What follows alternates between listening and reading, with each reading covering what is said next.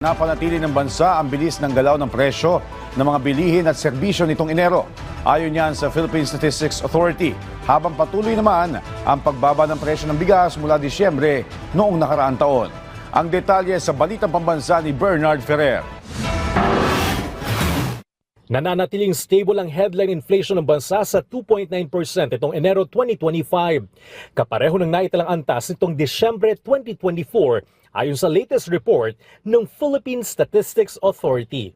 Ang mga pangunahing nag-ambag sa overall inflation ay ang food and non-alcoholic beverages na may 3.8% inflation at 50.3% share. Sumunod ang housing, water, electricity, gas and other fuels, 2.2% inflation at 16.5% share. At ang restaurants and accommodation services, 3.2% inflation at 10.8% share. 5 sa pangunahing commodities na nag-ambag sa overall inflation ay ang kamatis, 155.7% inflation.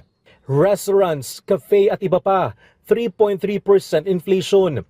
Renta sa bahay, 2.0% inflation. Karne ng baboy, 8.4% inflation. Karne ng manok, 8.4% inflation. Samantala, ilang produkto ang nakapagtala ng mas mabagal na pagtaas ng presyo. Mais, 3.6% inflation.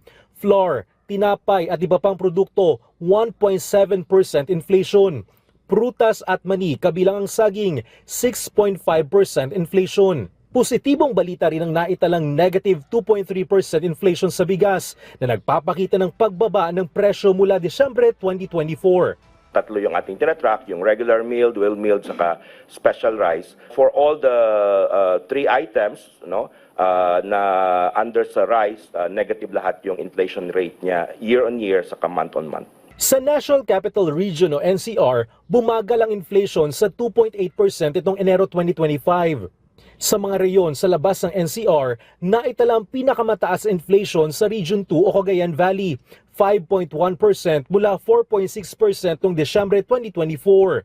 Pinakamababang inflation sa Region 12 o Sorsogon, 1.1% mula 1.2% noong Disyembre 2024. Sinabi naman ni National Economic and Development Authority Secretary Arsenio Balisacan na ang stable na inflation rate ay patunay na epektibo ang mga programa ng pamahalaan sa pagpapanatili ng presyo ng mga bilihin sang-ayon sa target ng Philippine Development Plan 2023 to 2028.